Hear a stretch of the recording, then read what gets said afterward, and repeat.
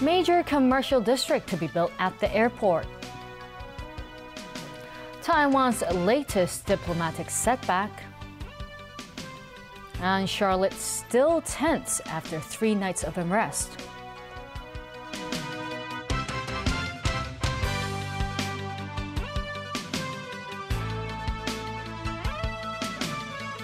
Hello and a very good evening. The government said today it will grant the Airport Authority a new lease at a nominal premium to develop a major commercial complex near Terminal 2 of the airport. Anne-Marie Simmer has our top story tonight. What's being seen as Hong Kong's largest shopping complex will cover a plot of land between Terminal 2 and Asia World Expo. The site is currently being used as a golf course and a car park and known as the Airport North Commercial District. The Transport and Housing Bureau today said it supports the Airport Authority's plan to develop the site. Contracts for the area's first purpose-built retail, dining and entertainment complex will be put up for tender by the authority.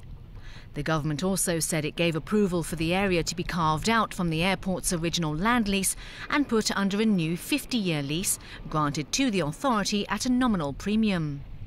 But it has not yet been revealed how much that premium is. The two sides have completed the lease signing procedures. The government noted that the project is of strategic importance to the economic and social development of Lantau and Hong Kong overall. It's expected to be a major component in promoting the bridgehead economy of the Hong Kong-Zhuhai-Macau Bridge and complement the third runway. The authority has been told it must factor in the full market value of the land when devising tender conditions for disposal of the site and considering the tender bids, as well as entering into commercial agreements with private developers. Both sides have yet to disclose how the authority will finance the project or how it plans to divide the profits from developing the retail complex. Anne-Marie Sim, TVB News. Starting tomorrow, shops that extend their premises and block the street will be slapped with a fine. The fixed penalty public cleanliness and obstruction ordinance was passed earlier this year and takes effect tomorrow. The fine is set at $1,500. The aim is to help tackle the problem of shop front extensions. The fixed penalty fine is an additional enforcement measure besides the existing summons system. The Food and Environmental Hygiene Department said there will be some exemptions. For example, florists at the Mong Kok Flower Market will be given an extra 3 feet outside their shops to place their products. The government says that's because of the uniqueness of the market.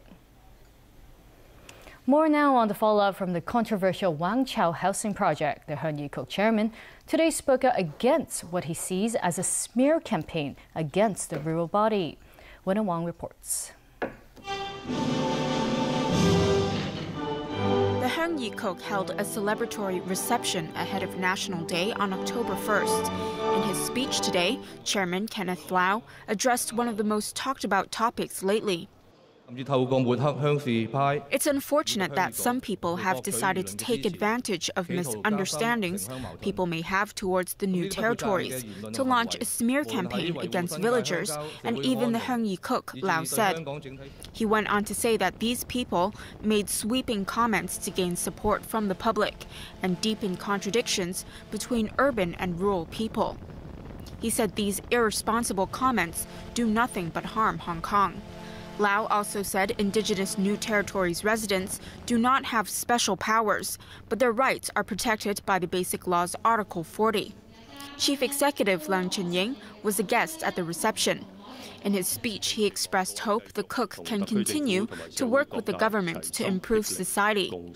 Lawmaker-elect Eddie Chu has been speaking about collusion among the government, big business, rural leaders, and triads over the Wang Chau scheme, resulting in its downsizing. Meanwhile,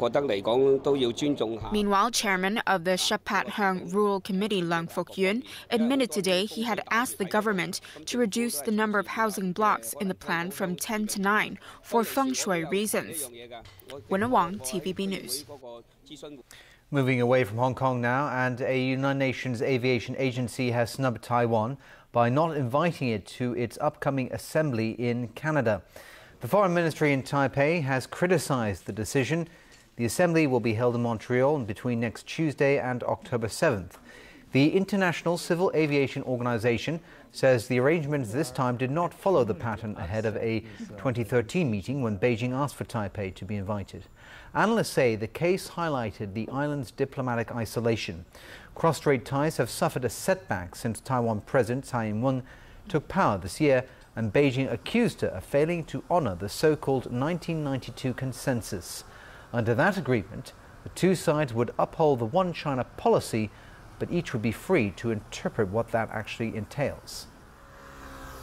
China and Canada have settled a trade dispute and announced they would start exploring the possibility of a free trade pact between the two countries. The announcement came during Premier Li Keqiang's visit to Canada. Li and his Canadian counterpart, Justin Trudeau, agreed to resolve a drawn-out dispute over exports of Canadian canola. But Trudeau faces criticism from some who say he is too willing to make concessions in return for more trade with China. The two countries are also discussing an extradition treaty, which Beijing has long wanted to claw back former officials who have fled. But human rights advocates oppose this, citing what they say is China's flawed justice system.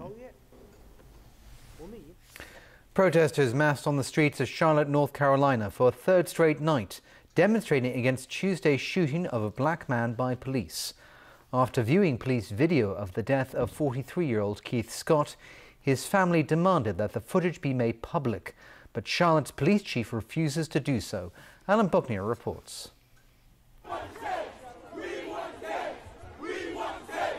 Chanting, "We want the tape," demonstrators marched through Charlotte once again. But the protests lacked the violence and property damage of previous nights that saw 44 people arrested and one man killed. Police say the man was killed by a civilian, but are investigating claims that he was shot by a law enforcement officer. The city's mayor imposed a midnight curfew, but the marchers were defiant. I don't agree with that, simply because I'm grown and I feel like I should be able to, stay out as long as I want. If I gotta die over that curfew, it's gonna happen. It's gonna happen. Y'all ain't gonna stop me. But the city's police chief said as long as the demonstrators remain peaceful, officers won't make any arrests. And over the course of the night, the numbers thinned.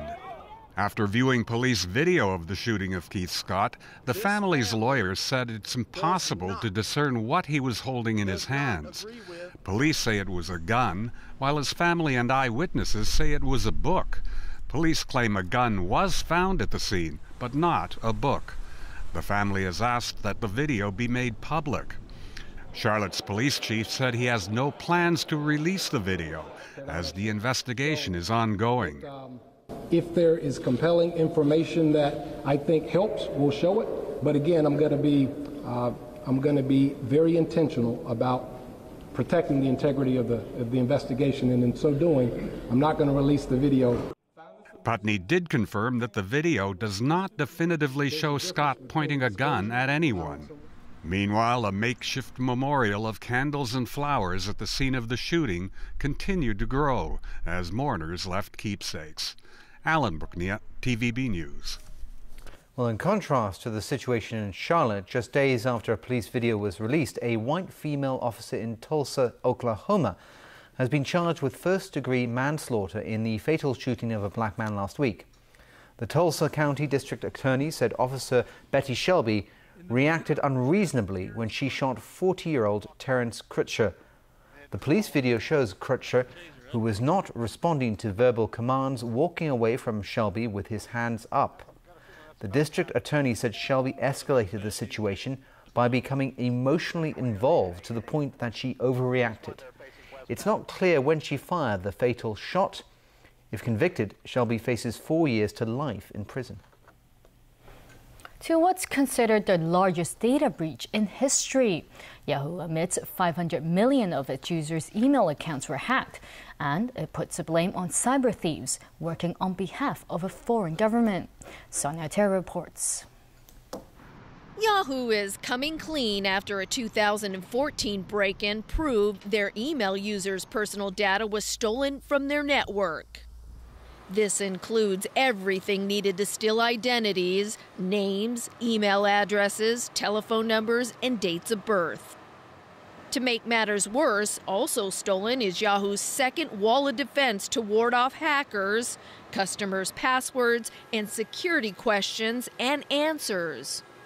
So, in order to protect yourself, users must change their passwords and security questions on Yahoo and other accounts.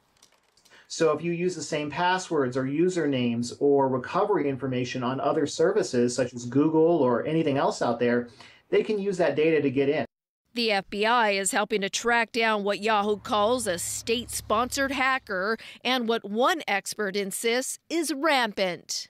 It is becoming more and more common that those databases are under attack, but these things are not going to go away.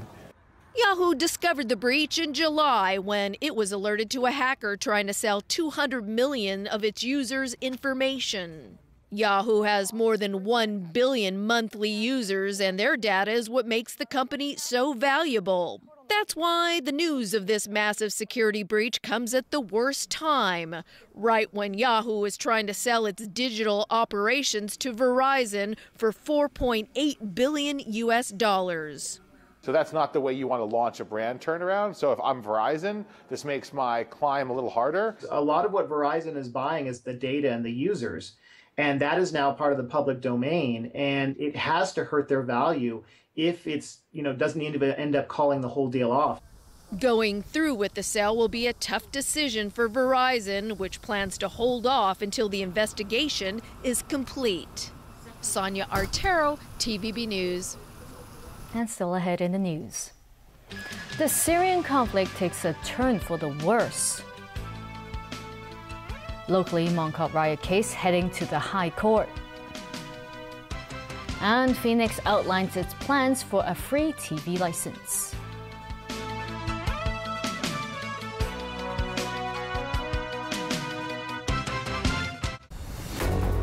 Who do you fear less in the White House? TVB will cover the presidential debates and election, starting with an in-depth special on the two candidates. Tonight, A Country Chooses, at 9:35 on Pearl. How has politics changed as Hong Kong marks the second anniversary of the Umbrella Movement? James Turl on Straight Talk, Tuesday night at 8 on Pearl. There are things in life which people just love.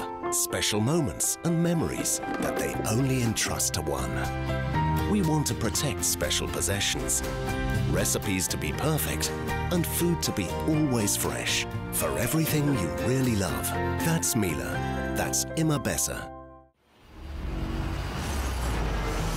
Still unclear exactly what it was that hit Hong Kong. We're looking at an extinction level event. What the hell is this? It isn't anything from this planet. My dad said we ain't alone. He said one day we'd find them or they'd find us. The battle for Earth begins at sea. We're all gonna die! Not today. Saturday, Battleship on Pearl's weekend blockbuster. Your disappearance made national headlines. Castle may be back home and back on the case. You leave these loaded. But the one thing that's not back is his memory. Kate, what did I do? I don't know. Are you ready to hear the truth? Tonight, Castle, Season 7 at 10:40 on Pearl.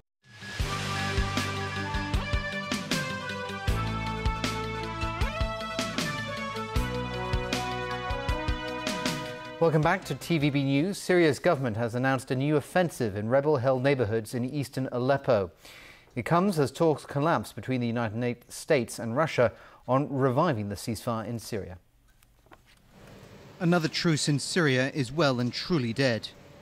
A Syrian human rights monitoring group says an intense bombing campaign has targeted several neighborhoods in the rebel-held part of Aleppo.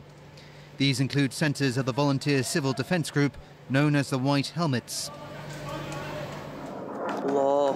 The air campaign late last night and today comes as Syria's military command announced a new operation in Aleppo's rebel-held eastern quarters. That has raised concerns of imminent ground operations. The British-based Syrian Observatory for Human Rights said today that Syrian government troops seized buildings on the front line, pushing back rebel fighters in one of the city's southern districts. Whether or not the truce can be salvaged depends on talks between the United States and Russia, the two countries that have the most sway in the troubled region. After a contentious and fruitless meeting in New York, US Secretary of State John Kerry and Russian Foreign Minister Sergei Lavrov said they would meet again today in a bid to find a way forward. The US is pressing Russia to put pressure on the Syrian government to ground its warplanes and stop its assault on rebel positions. This effort has always depended on Russia having the will and the wherewithal both to comply and to deliver the Assad regime and its partners, and depends on the opposition and its supporters willing to live up to their obligations, to their commitments. And in the end, without that compliance, none of this can work. It can't be based on exceptions and loopholes and carve-outs that every time are exploited by one party or another in order specifically to undermine the cessation of hostilities. It has to be achieved through a genuine and sustained reduction in violence, as well as unfettered humanitarian access that is unmistakable to everyone. The Russians have said that Syria's rebel groups also need to stop fighting, adding that opposition fighters are just as guilty in violating commitments to stop the violence. At least 115 bodies have been recovered after a boat carrying hundreds of migrants capsized off the coast of Egypt 2 days ago. A frantic search is underway to find survivors. Their boat sank on Wednesday near the city of Rashid. Police arrested 4 members of the boat's crew. Due to witness accounts, the crew purposely overloaded the vessel with as many as 600 migrants. First responders and fishermen have rescued 169 people so far, which suggests hundreds might have perished at sea. Egypt's Prime Minister has pledged his government's full support for the rescue mission and said those responsible will be brought to justice. The boat, carrying mostly African migrants, was reportedly headed for Italy. Back locally now, the case of 10 people accused of involvement in the Mong Kok riot earlier this year is heading to the High Court. Among the defendants are localists Edward Leung and Ray Wong. Caleb Leung has more. Edward Leung and Ray Wong, both of Hong Kong indigenous, were among those appearing at the Eastern Magistracy today. The pair, along with 8 others, faced charges in connection with the Lunar New Year unrest in Mong Kok. Wong has already hired his legal representative, while the court heard that Leung was applying for legal aid. Magistrate Jason Wen reminded Leung, who didn't have legal representation, that his sentence would be reduced by 1/3 if he pleaded guilty at this stage. Leung stressed today he's pleading not guilty. As for Wong, he's applied to go to Taiwan for 2 weeks in mid-October. The court extended Wong's bail under the original terms, allowing him to travel to the island. Wong's bail terms include submitting his itinerary to the police 48 hours before departing Hong Kong and surrender his travel documents to the police within 48 hours after returning to the territory. The rest of the defendants' bail terms were maintained, with the addition of having to attend a pre-trial review, as well as giving the police 24 hours notice before changing address. The case now heads to the High Court for trial. Leung and Wong are each charged with rioting and inciting a riot, and Wong faces an additional charge of inciting an unlawful assembly. The other 8 defendants face charges including unlawful assembly and assaulting police. Caleb Leung, TVB News. A public consultation began today on the application for a free-to-air TV license by Phoenix Hong Kong Television Limited. The Communications Authority is inviting members of the public to express their views. It received the license application back in May. Phoenix Hong Kong says it plans to invest $2.3 billion during its first 6 years of operation. It will provide a 24-hour Cantonese channel and an English channel that runs 18 hours a day. The Cantonese channel will be launched within 12 months after the license is granted. Phoenix Hong Kong is also requesting to take over ATV's transmission equipment and facilities. The consultation exercise ends on November the 3rd. Customs officers have seized 20 million sticks of suspected illicit cigarettes in the largest such haul in nearly a decade.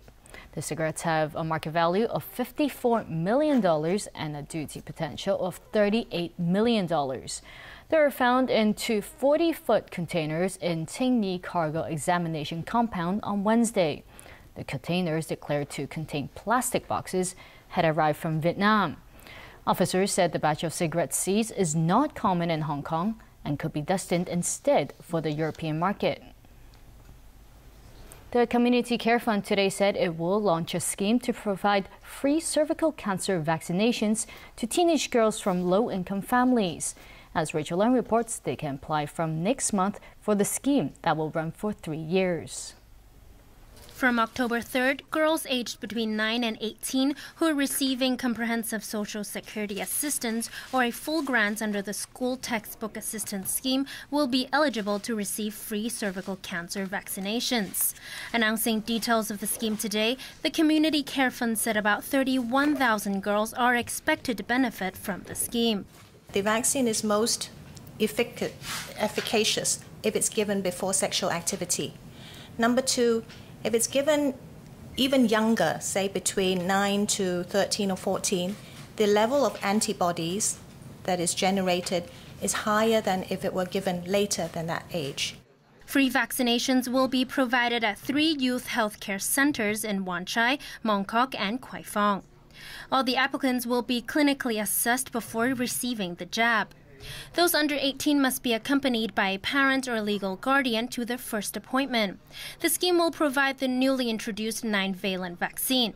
The older bivalent and quadrivalent vaccines, they were effective for about 70% of the cervical cancers. The nanovalent, because of the additional genotypes of HPV, it can protect around 90% of cervical cancer. So that is a significant improvement. All 3 HPV vaccines should be given as a 3-dose schedule. So it's recommended that after the first dose, the remaining jabs are administered within 6 months. Rachel Leung, TVB News. So, Tony, I guess you have some exciting hockey news for us. That's right. There are various World Cups going on, World Cup in futsal. But let's first start with the World Cup of hockey. The Czech Republic beat the United States 4-3 at the World Cup of hockey. The Americans lost all 3 of their matches, despite being one of the pre-tournament favourites in Canada. James Wong has more. The Americans may have the Williams sisters in tennis, but ice hockey has the McCulloch brothers. Zabanek scored the opening goal while Milan tallied 2 as the Czech Republic beat the U.S. 4-3. Both teams had already been eliminated from the semifinals. The Czechs finished with 1 win and 2 losses, while Patrick Kane and company were 0-3. Meanwhile, Russia shut out Finland 3-0. The Pittsburgh Penguins' Evgeny Malkin was among the goal scorers. Goalie Sergei Bobrovsky made 21 saves. The Russians will meet host Canada in the last 4. Sweden takes on Team Europe in the other semi. Jamison Wong, TVB News. Baseball now, and Hanley Ramirez homered again as the Boston Red Sox beat the Baltimore Orioles 5-3. Ramirez clubbed his 29th home run of the season. He's hit 10 of them just this month. The Boston first baseman also had an RBI single in the game. The Red Sox have won 8 straight. Pitcher David Price improved to 17-8. The Sox lead the Toronto Blue Jays by 5.5 games in the American League's East Division. And now to a great goal from the Futsal World Cup in Colombia. Azerbaijan versus Thailand in a last of 16 match. Rovshan Hosseini with the dream come true for a goalkeeper. Azerbaijan went to win 13-8 to advance to the quarterfinals. And that's the news. Thanks for watching. Good night.